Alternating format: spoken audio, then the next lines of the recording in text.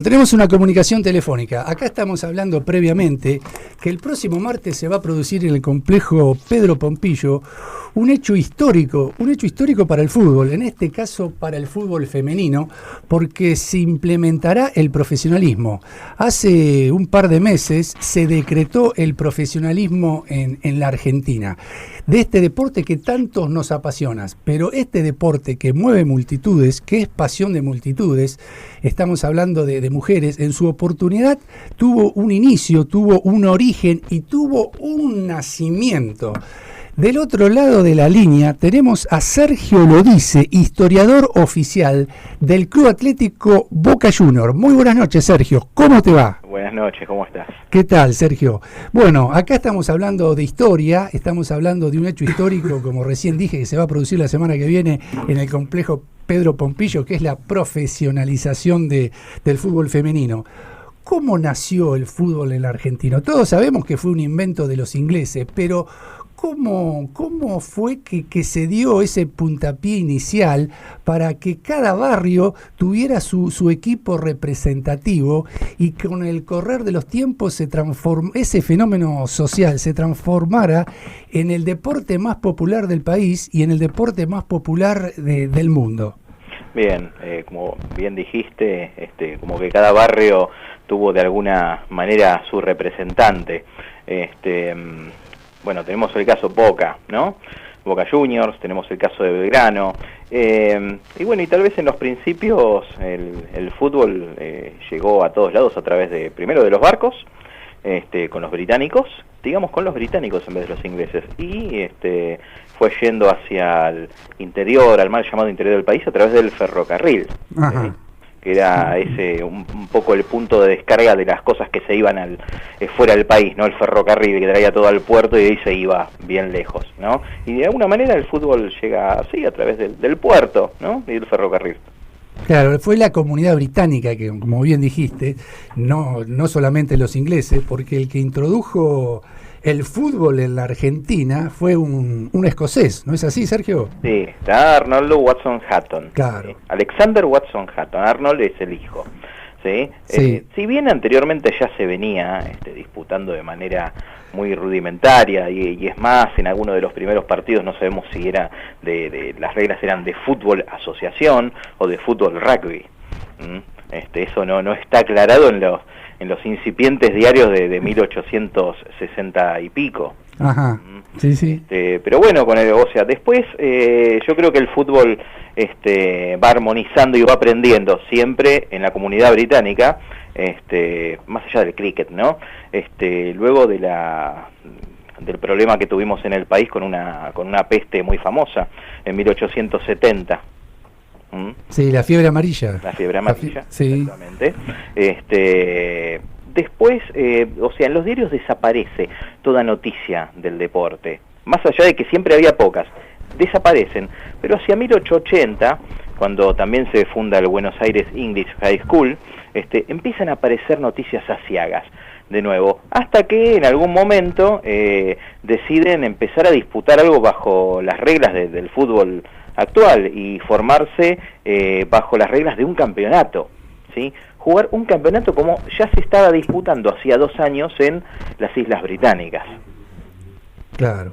¿Y cuándo fue, digamos, que se organiza un campeonato de fútbol? ¿En qué año fue? Que, bueno, se establece un reglamento, se establece quiénes son los equipos participantes. ¿Cuándo fue cuando en la Argentina se establece el primer campeonato oficial de fútbol? El primer campeonato oficial de fútbol es el disputado en 1891, cuyos campeones fueron St. Andrews y Caledonians. Ajá. Y bueno, y después, por lo que veo en el siglo XX, porque uno va a principios del siglo XX, a la fecha de fundación de los equipos, sobre todo de los 5 grandes, son a partir de 1902, 1904, 1901, 1905. Los argentinos y los barrios empiezan a practicar ese deporte que era exclusiva de la comunidad británica. ¿Cómo fue que los criollos fueron incorporando ese deporte que practicaban la comunidad británica. Bueno, vos pensá que, a ver, desde 1891, por lo menos hasta 1899, se jugaba un solo torneo, no había divisiones de ascenso, era un campeonato único, o sea, no había primera división, era una división única. Claro. ¿Sí? Sí. En 1899 se crea una división más, entonces empiezan a entrar los segundos equipos de los que ya venían jugando, por ejemplo, un Belgrano 2, un Lomas 2, ¿sí? Se le agregaba ese aditamento, ¿no?, para diferenciarlos.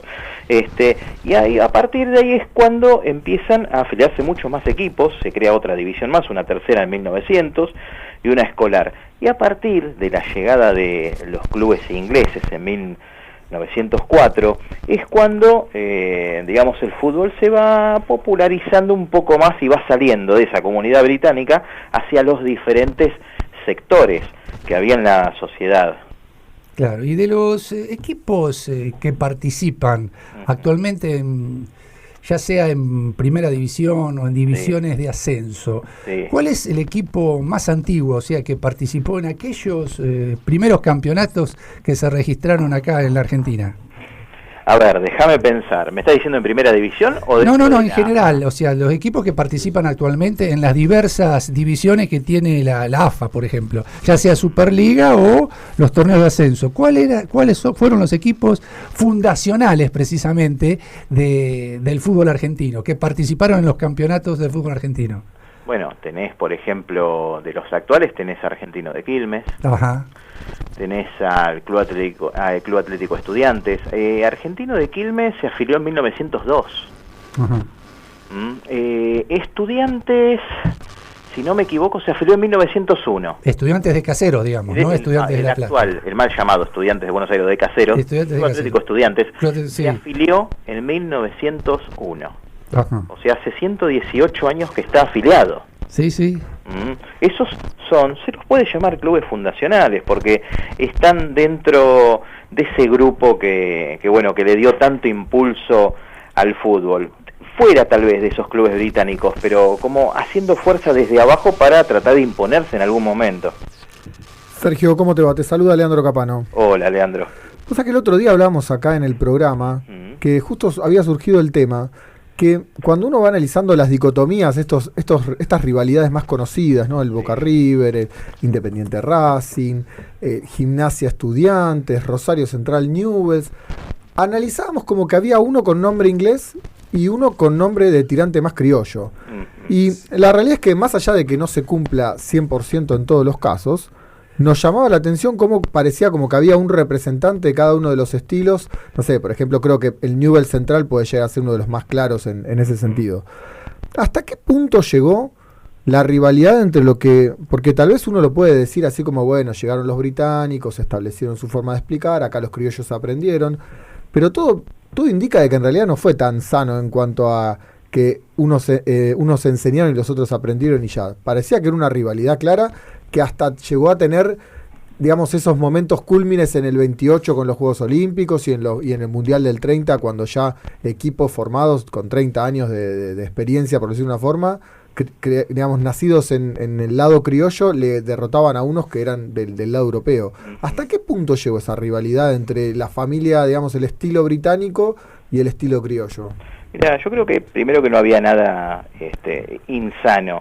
Y particularmente si trazamos un paralelo con la rivalidad que hay actualmente y fomentada también por los medios, ¿no?, de comunicación, por la gente misma y por los hinchas, en aquel entonces la rivalidad era más sana. Era, por ejemplo, si nosotros dos estamos jugando un mes seguido al fútbol y yo digo, bueno, voy a jugar para nuestros rivales porque le falta un jugador, vos te vas a matar para ganarme a mí, te vas a matar contra mí. Que era deportivo. Y un tema deportivo. Exactamente. Dice, le voy a ganar a Sergio porque es mi jugador mío, pero está jugando para nosotros, le quiero ganar. Eso es lo que pasaba un poco allá por 1910 y 1920.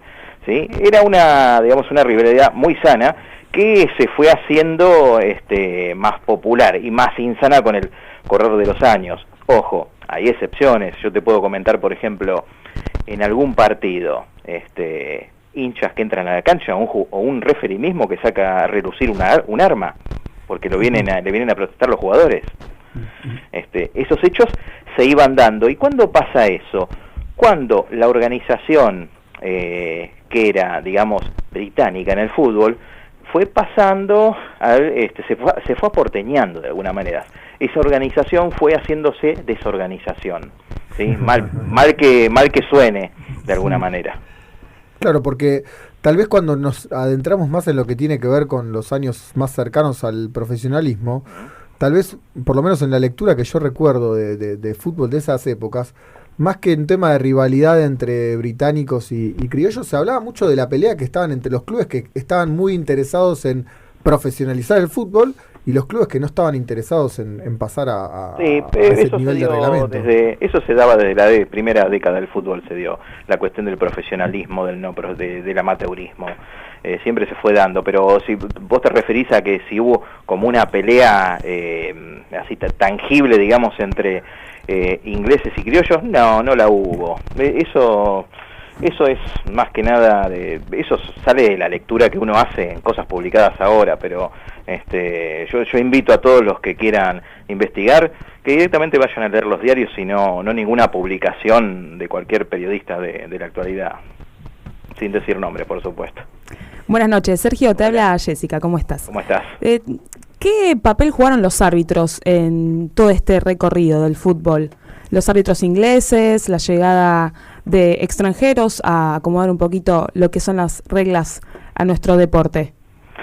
A ver, primero que los árbitros eran obviamente de extracción británica, ¿no? Eran argentinos, descendientes de británicos, que se fueron formando al compás del fútbol, porque los árbitros también eran los jugadores. Cuando uno se afiliaba en 1905, vamos a poner un ejemplo, Racing Club se afilió en 1905, y también tuvo que afiliar un árbitro, tuvo que con sus jugadores poner un árbitro. Cada club tenía que poner un árbitro y líneas para jugar. O sea que todos se fueron haciendo gradualmente con el correr del tiempo y a través del fútbol, ¿sí?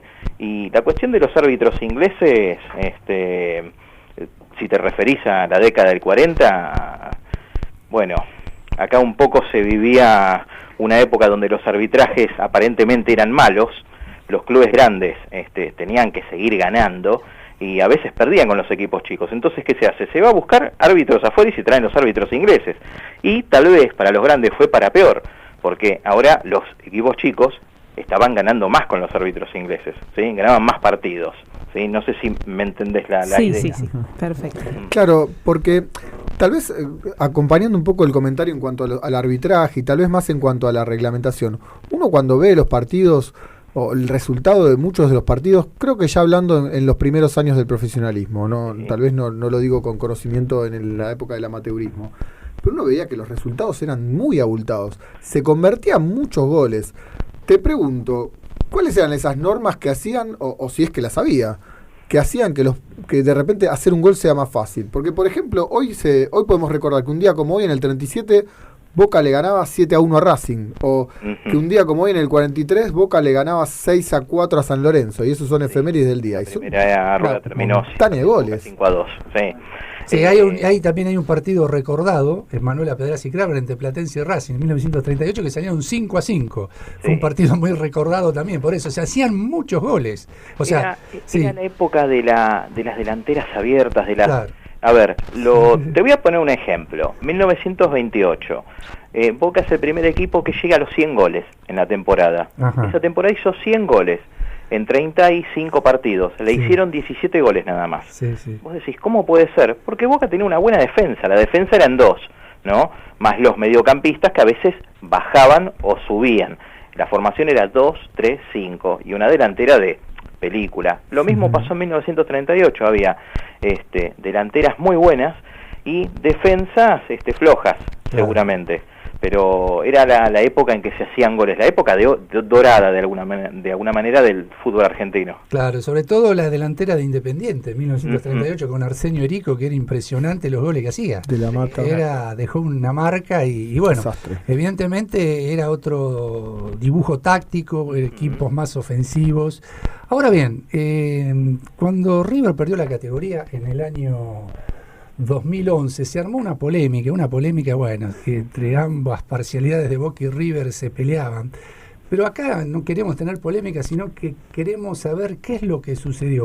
¿Cuándo River asciende a Primera División y cuándo Boca asciende a Primera División? Que es evidentemente en la época fundacional de nuestro fútbol. ¿Cuándo fue, Sergio? Exactamente. River ascendió el 27 de diciembre de 1908, ascendió a Primera División. ¿Sí? Sí. Ascendió ganándole a Racing la final de Segunda Liga. Boca ascendió en 1900 a fines de 1912. Seguramente todo el público, ustedes o los oyentes habrán oído de que Boca ascendió por decreto. Sí, se habló mucho sobre todo, sí, por decreto. A mí sí. A mí no me molesta la ignorancia de la gente, me molesta que no quieran aprender, porque ¿quién emite los decretos? ¿Quién emite los decretos? Que responda la gente. El presidente emite los El presidente de la República, claro. El Poder Ejecutivo. El Poder Ejecutivo de la Nación, sí. Exactamente. Sí. La asociación, llamémosle asociación de ahora en más a la AFA, ¿sí? La asociación nunca emitió decretos, emitió resoluciones. Ese es el primer grave error al hablar, aquellos que dicen que quieren saber, que saben mucho de esto. Boca no ascendió por decreto, Boca ascendió por una resolución. Una resolución signada por una falencia en 1912, cuando la asociación queda desmembrada casi, porque por una organización interna, por un problema interno con GEBA, con Gimnasia y Esgrima de Buenos Aires, GEBA se va, abandona la asociación y forma una federación, una nueva liga, a la que le siguen un montón de clubes. O sea que en ese momento hubo una fractura en la asociación, digamos. Exactamente. Y hubo dos ligas paralelas por esa fractura, precisamente. Exactamente. Entonces, GEBA se va, y bueno, la primera división queda con 6 equipos, y la división intermedia queda con 7 equipos. Entonces, ¿qué es lo justo? ¿Qué es lo justo? ¿Qué es hacer justicia? Hacer un campeonato como se venía haciendo, con muchos más equipos. Un campeonato con 6 equipos. Era un campeonato de principios de 1900, claro. No de 1912, cuando el fútbol ya estaba, digamos, prendido más allá de la elite británica. ¿Qué se decide entonces? Ascender a toda la división intermedia. Claro. Para que pueda al año siguiente jugar en primera división y armar un campeonato, digamos, digno de la altura de la Asociación Argentina. Y es por eso que ascienden todos los equipos, o sea, Ferro, Boca, Platense, Estudiantil Porteño, hoy club de Ramos Mejía. Bueno, es eso lo de 1912. Sergio, para terminar, porque el tiempo en radio es muy tirano, ¿Sí? Acá en la zona, cerca de la radio, a escasas cuadras de la radio, hay un club de barrio que es muy importante y está muy arraigado en la zona. Está en Florida, precisamente, en el partido de Vicente López, muy cerca de Olivos, donde estamos nosotros. Y es un club que tiene sus años, porque fue, creo que fundado en 1919, o sea, se va a cumplir el centenario de ese club, del Club Esportivo Balcarce estamos hablando. Sí, 1 de noviembre de 1919. Claro, va a cumplir 100 años el Club Esportivo Balcarce, un club vecino de la zona. Tengo entendido que Esportivo Balcarce jugó en primera división en el fútbol argentino. ¿Qué le podemos decir a los socios, muchos socios que concurren diariamente a Esportivo Balcarce? ¿Qué le podemos decir de la época en que Esportivo Balcarce jugaba al fútbol y participó en algún campeonato de primera división? Ya, Esportivo Balcarce se fundó en torno a la Plaza Balcarce, que está ahí nomás de lo que fue de García del Río, que es el arroyo Medrano, entubado. Claro, la Plaza Balcarce está exactamente en Cabildo y García del Río. Ahí se fundó entonces el Esportivo Balcarce, ¿no? Manzanares, Manzanares, claro. Sí. De memoria. Este equipo, Esportivo Balcarce, luego de jugar torneos amistosos, ligas independientes, se afilió en 1922, perdón. ¿Sí? Y peleó por el ascenso varios años y logró el ascenso para la temporada de 1926. Su cancha estaba en Paroicien, Amenábar, Moldes y García del Río. Ese era el estadio del Esportivo Balcarce. En el año 28 se fue a la estación Florida. Florida, sí. Si no me equivoco, la cancha estaba en Ibáñez y Liniers. Claro, para nuestros oyentes que están escuchando les decimos que la calle Ibáñez era la que actualmente es la calle Melo, donde está la sede de Sportivo Balcarce. Ah, mira. Melos antes se llamaba Ibáñez, sí, tal cual, es así. Sí. Es interesante, Sportivo Balcarce tenía camiseta azul y blanca, bastones. Claro. Ascendió para 1926, en 1926 jugó en primera, jugó contra Boca Juniors y llegó a disputar la final del campeonato estímulo con Boca Juniors en enero de 1927 en la cancha de San Lorenzo. Ajá. Hubo victoria de Boca por 3-1. ¿Qué te puedo decir del equipo? Recuerdo algunos jugadores como Carreras, Levalle, Puntis, Corona, Mapelli. Seguramente son apellidos que deben seguir en el barrio de alguna manera. Y además, en 1932, Sportivo Balcarce fue campeón de Copa Competencia, jugando en segunda división. Y su técnico fue Américo Tesoriere. Ajá. A la audiencia le decimos que esa voz sabia que está escuchando es la de Sergio Lo Dice, a cual le volvemos a agradecer el tiempo que nos está dando. Yo tengo una última pregunta, si acá el operador Julián me tira al centro y me permite. La verdad, basándome un poco en la anteúltima pregunta que te hizo Luis cuando te preguntó con el tema del descenso de River, que tal vez tiene que ver con algo que pasa más por el hincha que por la historia en sí, sino que el hincha a veces tiende a querer tergiversar la historia de la forma que le conviene. Es un poco lo que uno ve en el hoy en día. Basándome tal vez en la amplia experiencia que vos tenés, la respuesta para mí es retórica, pero a mí el debate me parece muy válido. ¿Qué opinión te merece hoy todo lo que tiene que ver con el revisionismo histórico que está tan vigente? El fútbol se puede revisar, a ver, si hay algo que se puede investigar, no hay por qué revisarlo. Sí, los conozco a los muchachos de revisionismo, son grandes amigos. No estoy dentro de esa política, digamos. Yo soy investigador, no soy historiador. Me considero investigador. Siempre digo que verdad hay una sola y no se puede modificar. Para llegar a la verdad hay que escarbar, hay que investigar. ¿Sí? No hay que revisar lo que ya está escrito, no, hay que ir a las fuentes e investigar, no revisar, investigar es la palabra. Investigación, no revisionismo. Sergio, te agradecemos mucho habernos atendido y bueno, ha sido un verdadero placer tenerte en el aire de la 93.9 Radio Manantial. Abrazo grande, Sergio. Te mando un abrazo a todos. Chao. Hasta luego. Bueno, un verdadero lujo tener otro historiador del fútbol, sobre todo del amateurismo. Brota como conocimiento. Sergio, 16 de noviembre de 1900. Te lo dice como si fuera... Claro. La fecha de nacimiento de su hijo. Sí. Dijo, voy a nombrar algunos jugadores y casi nombró un equipo entero. El caballo blanco de San Martín.